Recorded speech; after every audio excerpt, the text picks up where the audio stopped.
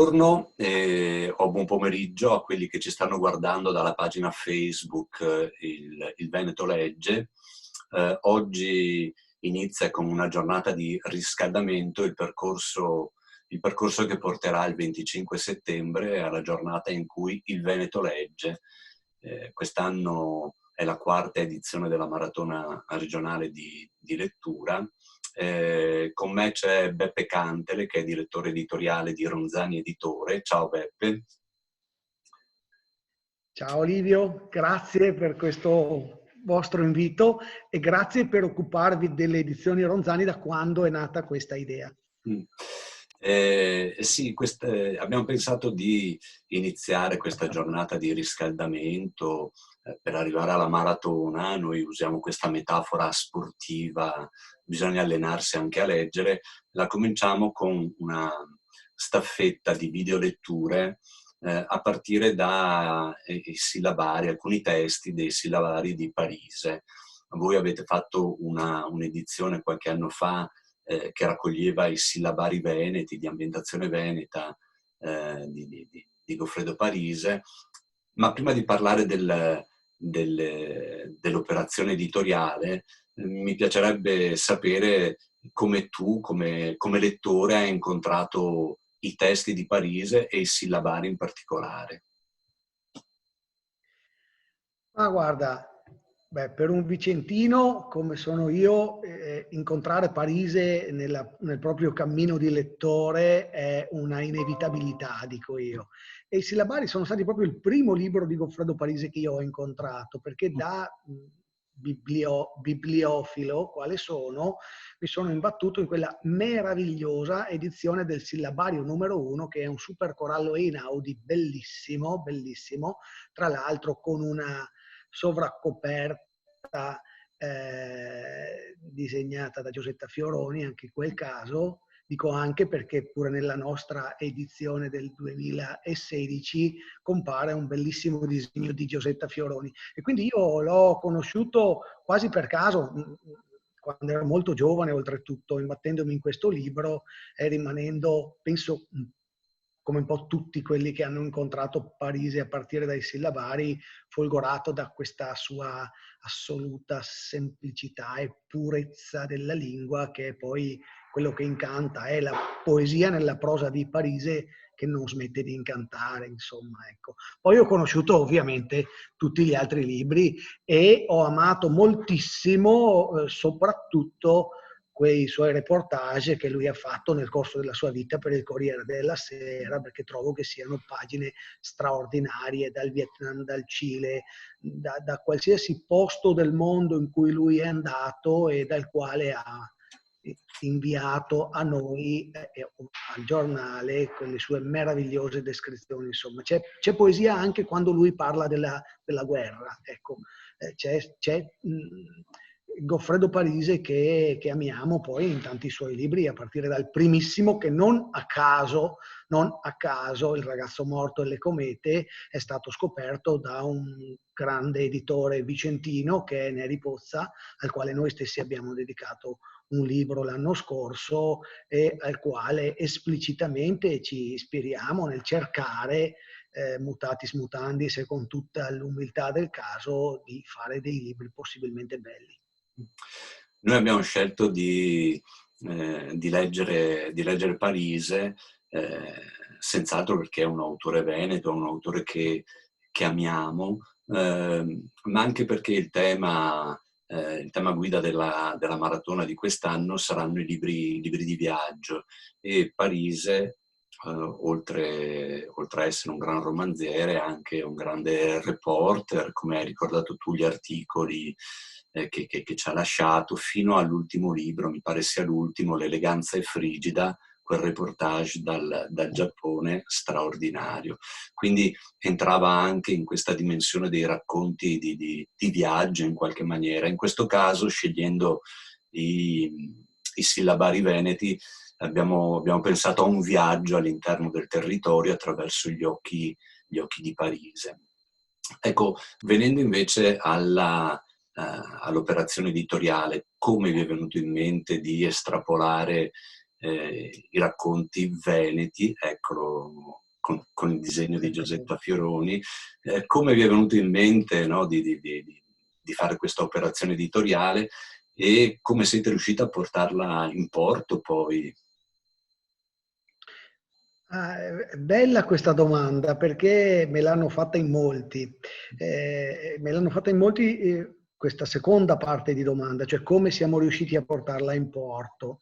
Perché, come tutti sappiamo, i diritti di pubblicazione delle opere di Goffredo Parisi appartengono ad Elfi e quindi qualcuno, delle persone che poi mi consigliano anche per molte cose che riguardano le scelte della casa editrice, mi hanno detto ma no, tutti si matto, ma lascia perdere.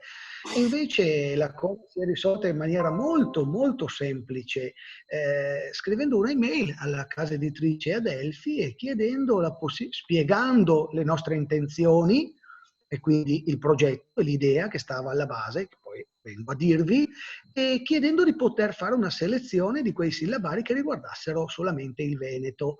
Ci hanno risposto immediatamente di sì e quindi io ringrazio e non smetto di ringraziare la casa editrice Adelphi e il suo patrono Roberto Calasso, che è una persona che ammiro in maniera particolare per, per la casa editrice che lui è riuscito a non solo a far nascere, perché a quel tempo c'erano anche tanti altri grandissimi intorno a lui, insomma, per farla nascere nei primissimi anni 60, ma soprattutto a condurla fino ad ora con un catalogo davvero strepitoso. Ecco, quindi grazie ancora a lui per averci concesso di fare questa cosa. L'idea poi del viaggio in Veneto attraverso i sillabari di Parisi è venuta a quell'epoca a Francesco Maino, che ha collaborato nel momento iniziale della nostra casa editrice con noi e che ha dotato questo libro anche di una sua bellissima introduzione. Ecco.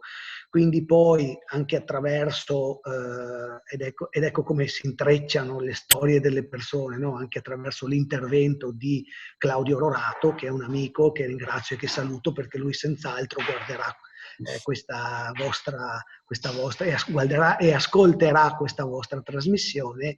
E grazie a Claudio Rorato abbiamo contattato Giosetta Fioroni per chiederle appunto di poter illustrare questa edizione e lo ha fatto dandoci 5 disegni che si trovano appunto all'interno di questo libro.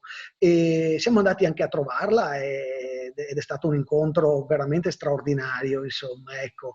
Dico sempre che la vita della casa editrice in questo quinquennio oramai di storia della nostra attività editoriale è la storia di tanti incontri che sono stati davvero meravigliosi. Quello con Giosetta Fioroni è uno di quegli incontri particolari, insomma, ecco, perché è una persona strapiena di energia con un animo ancora davvero da fanciullo ed è meraviglioso incontrare questo tipo di persone, oltre che incontrare l'artista e poi la compagna di Goffredo Parisi che ha potuto raccontarci alcune cose, sentirle dalla sua viva voce è una cosa davvero straordinaria. Quindi tutte queste cose sono andate insieme e siamo riusciti a fare il nostro primo libro, perché quello che non si è detto è che questo è il nostro primo libro. Abbiamo scelto proprio lui perché ci sembrava che fosse un esordio assolutamente emblematico per una casa editrice vicentina o comunque della provincia di Vicenza, partire con quello che da molti è ritenuto il più grande scrittore vicentino. Poi su queste cose qua bisogna stare molto attenti perché la provincia di Vicenza, ma non solo, tutto il Veneto è terra ricchissima di grandissimi autori e quindi anche solo pensando agli autori vicentini, se facciamo i nomi di Piovene, Rigoni Stern, Meneghello e Parise, insomma fare una classifica è difficile, però alcuni ritengono che lui sia il più grande e per conseguenza partire da Goffredo Parisi ritengo che sia stata la miglior partenza che noi potessimo immaginare e sognare. Ecco, questo libro è nato così. Beh, si può dire che siete partiti col piede giusto, no? Nella vostra storia editoriale, che come ci ricordavi è è recente, cioè la casa editrice ha solamente 5 anni, però in 5 anni il vostro catalogo si è arricchito delle vostre proposte. Prima appunto tu ricordavi Roberto Calasso, un suo libro che anche a me è caro è L'impronta dell'editore, che racconta... Sacro, libro sacro. No, dove racconta il suo percorso editoriale e in qualche maniera ci fa intravedere anche appunto l'impronta, cioè quello che un editore attraverso i libri che stampa compone un grande libro. So che ami anche il libro di Calvino, i libri degli altri, dove ricorda il suo percorso, il suo lavoro editoriale. Allora volevo capire, e Sillabari è una buona partenza, dove vi è indirizzato il Sillabari, no? In questo seppur breve percorso? C'è già una piccola impronta dell'editore. Qual è l'impronta dell'editore Ronzani? Questa è una domanda da $1.000.000, come si dice, di quelle domande alle quali è difficilissimo rispondere, no? Perché se da un lato vogliamo essere un progetto culturale e quindi un editore di progetto, senz'altro, come furono questi grandi editori ai quali, secondo me, tutta l'editoria deve continuare a ispirarsi, dall'altro lato ci sono anche dei libri di circostanza. Ecco, quindi un catalogo di un editore è un'entità complessa, ecco. Però, come dico sempre, il catalogo di un editore è il libro che l'editore scrive, quindi è chiaro che parla di sé e della sua storia.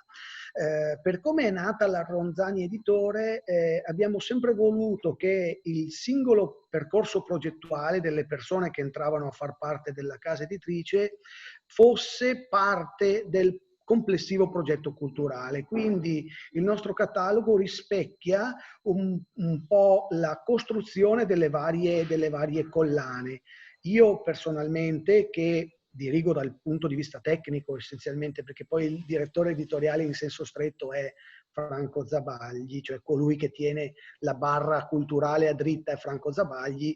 Io che invece mi occupo, come dire, dell'organizzazione tecnica e dell'organizzazione editoriale pratica, anche chiamiamola se vogliamo, non credo che ci sia nulla di male nel definirla proprio pratica, perché a me piace il lavoro artigianale sui libri, insomma, correggere una bozza è un lavoro enorme ed è un lavoro artigianale. Ho davanti a me le bozze che ho corretto dell'ultimo libro e sono contorte, scarabocchiate, pensate, rimuginate. Questo è il lavoro dell'editore, la bellezza del lavoro dell'editore. Tornando al nostro catalogo, allora la collana nella quale è comparso Goffredo Parisi è una collana che abbiamo intitolato Vento Veneto.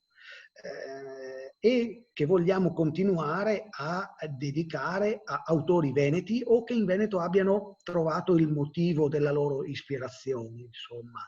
E quindi poi a Parigi è seguito Nico Naldini, poi un libro di Claudio Rorato sulla casetta di Parigi, ve lo mostro perché ce l'ho qua, e resto agli ultimi, che questo risale proprio all'anno scorso. Vedete, questa è la casetta di Salgareda di Parigi, e questo è un libro... Ah, eccola lì, esattamente. Ecco, questo è un altro angolo visuale di quella medesima casetta, di quel luogo meraviglioso che la Ronzani Editore frequenta abitualmente, almeno un paio di volte l'anno, per iniziative culturali di vario tipo. Poi l'ultimo dei libri dedicati agli autori veneti è questo libro di Nelida Milani, si intitola Di sole, di vento e di mare, risale a pochi mesi fa, è uscito nel novembre del 2019.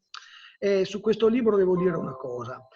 Domenica pomeriggio mi sono goduto la diretta che ha fatto l'amico Francesco Chiamulera da Cortina d'Ampezzo per la sua Una montagna di libri, e c'erano collegati con lui il direttore del Corriere del Veneto della pagina culturale Alessandro Zangrando, A proposito dell'eleganza e frigida, quello è il libro preferito di Alessandro Zangrando, che è un grande estimatore di Goffredo Parise, e Giovanni Montanaro, che sta conducendo per il Corriere del Veneto proprio una serie di articoli, chiamarli articoli un po' riduttivo, insomma, di piccoli saggi culturali sui vari autori veneti. Domenica è comparso il suo Summario Rigoni Stern, in una sorta di classifica che vedremo come andrà a finire, quindi vedremo chi vincerà. E qualcuno durante quella diretta lì mi ha chiesto: ma perché Nelida Milani nella collana Vento Veneto? Perché Nelida Milani è una grande scrittrice veneta, è nata ed è vissuta a Pola, ha insegnato in quell'università per tutta la vita, fa parte quindi della minoranza linguistica di italiani che sono rimasti in Istria dopo l'esodo, il famoso esodo alla fine della Seconda Guerra Mondiale, e lei parla un dialetto che ovunque in Veneto si capisce, scrive in un italiano meraviglioso, scrive libri che sono i libri di una grande autrice europea, e quindi io, assieme al curatore di questo libro, che è Mauro Sambi, professore all'Università di Padova, ma anche poeta e critico letterario per sua passione, per suo diletto, io e lui abbiamo inteso proprio metterla tra i grandi autori veneti, dove ritengo che stia benissimo. Ecco, quindi sono 5 titoli in questa collana. Poi ci sono varie altre collane, una di queste è una collana dedicata ai classici, voluta e diretta da Franco Zabagli. Anche qui ci piacciono gli inizi emblematici. Abbiamo cominciato niente meno che con Carlo Collodi, Le avventure di Pinocchio, con una miriade di illustrazioni fatte dal grande artista viareggino Mario Francesconi. Ha disegnato per noi oltre 400 Pinocchi, e Franco, assieme alla nostra grafica che è Elsa Zaupa, ne hanno selezionate 100 per illustrare questa edizione che ha dato avvio alla collana Alfabeto. Una collana che poi è proseguita col secondo volume che finora abbiamo pubblicato, e si torna ancora in Veneto con Nico Naldini. Il titolo è Quando il tempo si ingorga, e tutti ricorderanno appunto il famoso verso di Eugenio Montale, racconti biografici e autobiografici. Questo è per ora l'ultimo libro di Nico Naldini, e speriamo che ce ne dia magari ancora qualchedun altro. Poi, sempre per dire quale impronta può avere un catalogo, ecco, ritengo che molto, molto significativa per la nostra produzione sia la collana dedicata alla tipografia. L'abbiamo intitolata Tipografica, storia e culture del libro, perché siccome amiamo curare i libri anche da un punto di vista materiale, ed è una cosa estremamente importante per noi, abbiamo inteso, per pura passione, questa sì è la mia personale passione, dedicare una collana anche a come i libri si fanno sotto ogni punto di vista, insomma. Ecco, dirigo questa collana, ho l'onore di dirigere questa collana con Alessandro Corubolo, che è uno dei grandi stampatori col torchio a mano, così come faceva Gutenberg, ecco, che ancora sono in attività. Ecco, anche lui senz'altro seguirà questa diretta, quindi lo saluto, vive e ancora opera a Verona. Ecco, l'ultimo nato di questa collana è un libro che riteniamo sia molto importante. Vi faccio vedere solo le bozze perché il libro è in fase di stampa in questi giorni. Questa è la copertina. Gerhard Unger, Teoria del Type Design, è l'unica finora teoria del disegno di carattere che sia stata pubblicata in lingua italiana. Queste sono le famose bozze corrette da me, e ci sono 100.000 punti scritti in matita, penna, eccetera, in quella che si chiama cianografica. Ecco, questo è il libro che uscirà. E questa collana credo che sia molto identitaria della nostra produzione, insomma, ecco. Poi altre collane parallelamente, insomma, le dedichiamo a tutte le altre sollecitazioni. Siccome si parla di letteratura, come dire, chiudo la carrellata parlando di questa collana che è dedicata invece alla narrativa contemporanea. È diretta da Luisa Maestrello, che condirige con me la casa editrice, ed è illustrata niente meno che da Roberto Abbiati, che appunto è l'illustratore di molte copertine di Adelphi. Anche questo ci collega al grande editore milanese Mutatis Mutandis, insomma, ecco. Di tutto il resto, invece, visto che qui si parla di letteratura, non intendo parlare perché riguarda il grande alveo della saggistica che pure curiamo, insomma, ecco. Beh, magari avremo altre occasioni per incontrarci, anche così a distanza di questi periodi, e magari approfondire altri aspetti. Però intanto ci hai dato un po' alcune impronte, se non l'impronta, no? Alcune impronte della casa editrice.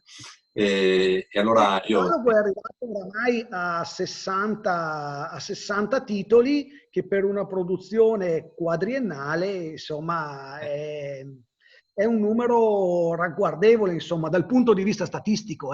Parlo solo che dal punto di vista statistico, insomma. Ecco. Beh, pensando anche alla difficoltà, no? che un editore può incontrare dal punto di vista economico, distributivo, di progetto in questi anni, è un numero decisamente ragguardevole. Allora io ti ringrazio per questa conversazione, per questa introduzione ai sillabari e a questa lettura che inizierà alle ore 13 con Pino Costalunga che legge Bambino, e si protrarrà una lettura all'ora, sempre dalla pagina Facebook del Veneto Legge, fino alle 21, quando Giacomo Bizzai chiude leggendo Paura. In mezzo ci sono altri 7 racconti, e quindi l'invito è a stare con noi. A ogni ora ci sarà la messa in rete di una lettura, di un sillabario. E quindi grazie ancora a Beppe per essere stato con noi, e buon ascolto e buona visione delle videoletture dai sillabari di Goffredo Parise.